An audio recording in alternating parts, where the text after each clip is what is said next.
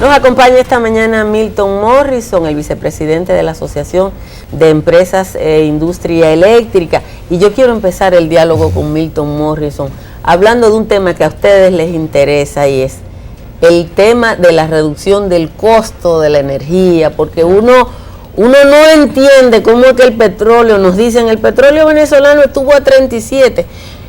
¿Cuánto influye el costo del precio del petróleo en el mercado internacional, en el costo de la generación de energía en la República Dominicana? Bueno, primeramente, ante todo, muy buenos días. Buenos días, altas gracias. Para mí, como siempre, es un placer el poder estar aquí con ustedes.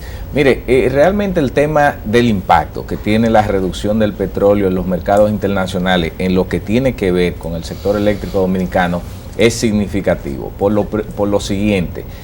Todos debemos saber que la matriz energética, o sea, con lo que nosotros producimos electricidad en el país, depende en un 50% del petróleo. O sea, los derivados del petróleo producen el 50% de la electricidad. El resto se produce con gas natural, con carbón y agua, hidroeléctrica y un poquitito de eólica. ¿Qué sucede?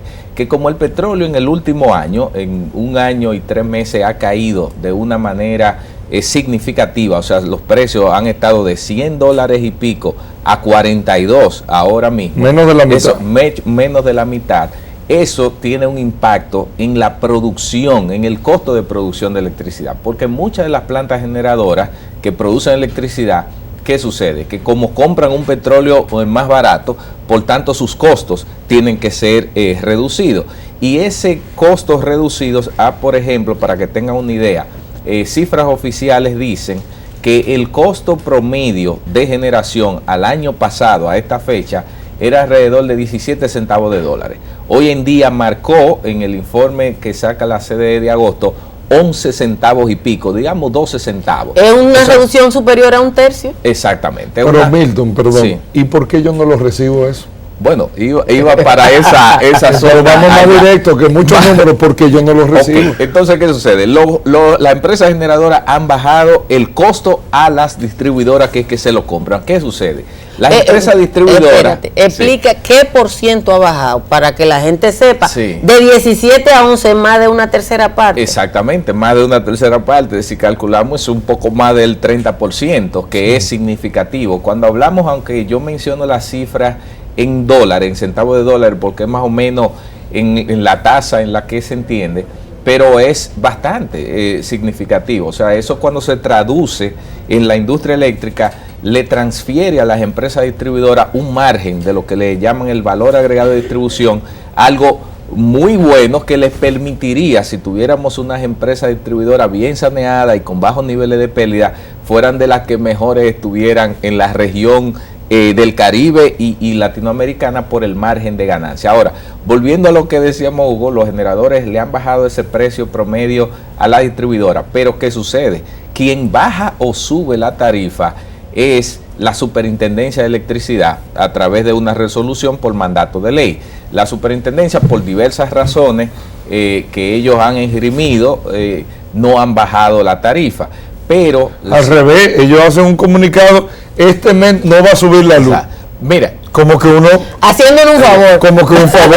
Sí, bueno, lo que sucede es que también el impacto de la reducción de esos precios del petróleo tiene, en lo que le llaman el subsidio a la tarifa, ha tenido una reducción increíble. Si uno observa, por ejemplo, la resolución que establece el precio de electricidad del kilovatio hora que mes por mes se emite, ustedes van a ver que todo el que consume más de 300 kilovatios hora al mes ya no está siendo subsidiado de acuerdo al cálculo que hace la distribuidora. O sea, ustedes no están siendo subsidiados, ni yo, sino más bien que tenemos una tarifa que es ligeramente más alta, superior. En vez de bajarlo, no subió. Entonces, eso, cuando uno ve, como decía Hugo ahora, el último anuncio de la superintendencia, miren, para que tengan una idea, ¿ustedes saben cuánto fue el monto acumulado al año 2014 del subsidio a la tarifa, lo que le llaman el Fondo de Estabilización de la Tarifa Eléctrica, FETE?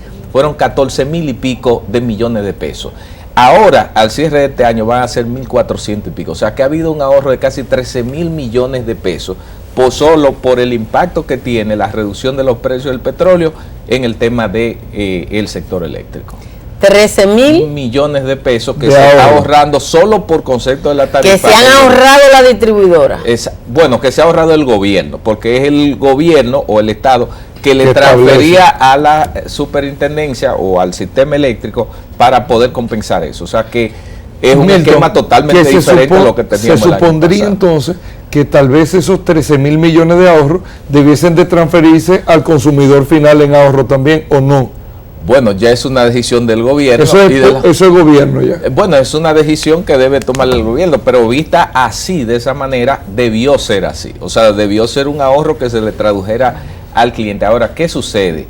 Que también hay una realidad que no podemos tomar. A pesar de que hemos tenido una situación muy positiva por ese impacto de la reducción del petróleo en la industria eléctrica, todavía seguimos teniendo empresas distribuidoras que pierden el 33% de la energía. Entonces, ya no, el problema no es tanto, no es el costo de generación, no es el tema de la tarifa, sino que hay que mantener toda una estructura en las empresas distribuidoras funcionando, que si no se le inyecta dinero, Una cosa, el costo operativo de una empresa, en el caso de la distribuidora, sí, son empresas deficitarias. Exacto. Pero son el déficit que tienen las empresas no es el déficit por pérdida de transmisión, que sería el que nos tocaría a nosotros. No, en la transmisión no hay pérdida. No hay pérdida. Entonces, si no hay pérdida en la transmisión, digo que no hay pérdida en la transmisión porque la energía que se pierde no se vende. Exacto. ¿Verdad? La que se pierde tú no me la puedes facturar porque tú la perdiste. Ya. Ahora, ¿cómo es que comprando a peso y vendiendo a peso y medio, que es lo que hacen las distribuidoras, pierden? Sí, lo que pasa es que ellas venden una cantidad de energía, pero si no cobran todo, hay un faltante. Ya. Hay un faltante. Y alguien tiene que pagar eso. Y ahí es que viene, obviamente, entre otros tipos de situaciones, porque no solo son las pérdidas, también yo creo que a las empresas distribuidoras hay que llevarla a un nivel de eficiencia y administración adecuado, o sea, que puedan reflejar costos Sí. fijos de empresas normales. Yo ¿no? vi, por ejemplo, Sí. el aumento en la nómina de las sedes del último año y es impresionante. Bueno. Creo que subieron en 1,400 personas la nómina. Si cada una de esas personas ganara 30,000 pesos, si ganara 30,000 pesos, eso significarían 10 millones y pico de pesos al mes. Sí, más. Pero no ganan 30,000 pesos. Porque uno de los mejores salarios de la administración pública están en las sedes. Bueno. Durante años nos vendieron, y yo recuerdo que nos pasamos la administración de Celso Marrancini en la sede hablando del cambio de la matriz de generación, precisamente porque los precios del petróleo estaban muy altos. Ahora los analistas del mercado internacional dicen que por lo menos hasta el 2020 no va a haber una alza significativa en los precios del petróleo en el mercado internacional. Las empresas generadoras, ¿hacia dónde proyectan el crecimiento? Si se proyecta un crecimiento más allá de la inversión que hace el gobierno en las plantas a carbón de Punta Catalina. Sí, bueno, obviamente hay una realidad. La demanda de energía en la República Dominicana, por la realidad misma económica, es creciente o debe reflejarse como una demanda que cada vez aumenta. Sin embargo, desde hace algunos años nosotros tenemos una demanda restringida, porque precisamente los apagones que tenemos diariamente es eso, que no se suple el 100% de la demanda. Ante una situación como la aunque que tenemos esté ahora, la capacidad. aunque esté la capacidad, sí, porque qué bueno, Hugo, que señala eso, porque es bueno que se sepa que los apagones que diariamente nosotros tenemos no es por falta de generación, más bien es lo que le llaman las empresas distribuidoras la gestión de la demanda, que ellos dan X cantidad de luz o de energía por sector, dependiendo de cómo cobren en ese sector. O sea que si solo cobran un 50, un 60% en un barrio, esos seguritos que le van a dar 8 y 9 horas de apagones diarios. O sea que hay una relación entre apagones y qué tanto yo cobro de ese lugar. Entonces, la proyección que hacen las empresas generadoras es basada en lo siguiente: si se suple la demanda de electricidad, que es lo que nosotros hemos venido diciendo de hace tiempo, a la gente hay que darle luz. El que paga por la electricidad lo que está esperando es que le den 24/7 un servicio y un servicio de calidad y a precio competitivo. Entonces, si se abre la demanda, obviamente habrá que inyectar nueva generación, nueva capacidad de generación para año por año ir cubriendo eso que se estima en un 3%. Según un último estudio que hizo la Comisión Nacional de Energía y la Fundación Bariloche, dice que la demanda crece alrededor de un 3% en la República Dominicana. Entonces, tendremos que ir aumentando más capacidad, pero ya hay una conciencia muy clara y sobre todo la tecnología ha avanzado tanto que lo que aspiran las empresas mismas de generación es invertir cada vez en plantas más eficientes y competitivas en costos, porque en esa misma medida es que puede el sector eléctrico ir creciendo. ¿No es eso lo que se está logrando con las plantas a carbón?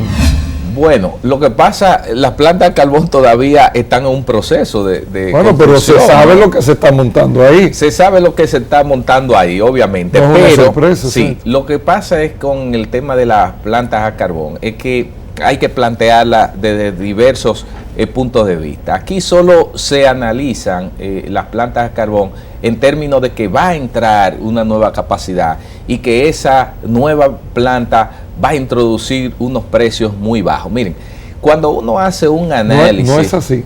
Bueno, no, obviamente el carbón es un combustible bajo, pero cuando usted le suma lo que es el costo del capital, de la inversión, porque ¿qué sucede? Que cuando los gobiernos hacen inversiones, ¿qué sucede? Si tú tienes un negocio y tú haces una inversión para producir algo, tú en el costo del servicio del producto, tú le cargas el costo de capital de la inversión. Los gobiernos normalmente obvian eso. Eso es como un regalo que se hizo, que lo vamos a pagar todo con los impuestos, y solo miran el costo del combustible. El combustible es lo barato. Pero cuando tú le agregas los dos elementos, y en lo que se le llama en términos eléctricos, el precio monómico, el producir un kilovatio hora con carbón ahora mismo, con esas inversiones, si tú lo comparas con varias de las empresas que están produciendo con petróleo, el petróleo te va a producir un kilovatio más barato. O sea, no sé si me sigue. Ahora mismo, si tú, por arte de magia, nosotros trajéramos esa planta y asumiéramos todos los costos asociados a la misma y la pones en comparación con algunas plantas que están actualmente en el sistema, tú vas a tener con lo que tienes ahora un precio monómico mucho más bajo que la de carbón. Obviamente, eso es con la situación de un precio bajo. De $42. Si el precio del petróleo vuelve y sube a los 100 y pico, ya la realidad cambia nuevamente. Entonces, pero lo que nosotros entendemos que hay otros elementos que en el debate público nacional no se llevan porque son muy técnicos. ¿Cuál es el impacto que tiene entrar en el sistema una planta tan grande? Eso tiene otros elementos colaterales. Bueno, técnicamente eso nos va a bajar el costo promedio de generación eléctrica. Técnicamente debería ser así. Y además, esa injusticia que hay aquí, que la planta más ineficiente es la que establece el precio, que yo no lo acabo de entender. Te explico un poquito. Mira, realmente eso, cuando dice que la planta más ineficiente establece el precio, eso se aplica solo para una porción del mercado. Pero la empieza eso, camarada. ¿No? ¿Cómo es? Eso es difícil de entender. No, claro, pero yo creo que en un minuto yo creo que podría entender. Mire, hay dos mercados que funcionan en la industria eléctrica: el mercado de contrato y el mercado spot. El spot es el que por la forma en que se está estructurado en tema del orden de mérito, de los costos marginales, la planta que en un momento determinado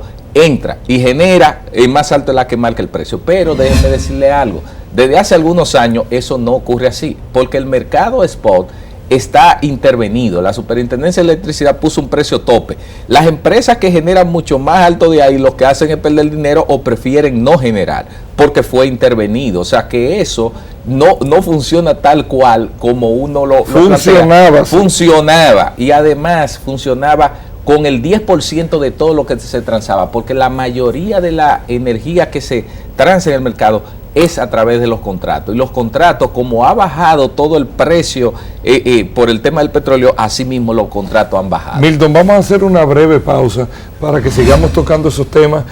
Importante el tema de las energías renovables también, las alternativas que se están utilizando en la República Dominicana. La pasada semana estuvieron parte de la asociación de empresas que trae a República Dominicana sistemas de energía renovable, que se está viendo que pudiese haber un cambio y se está proponiendo un cambio en la legislación, cosas que uno no entiende aquí. De esto vamos a hablar cuando regresemos.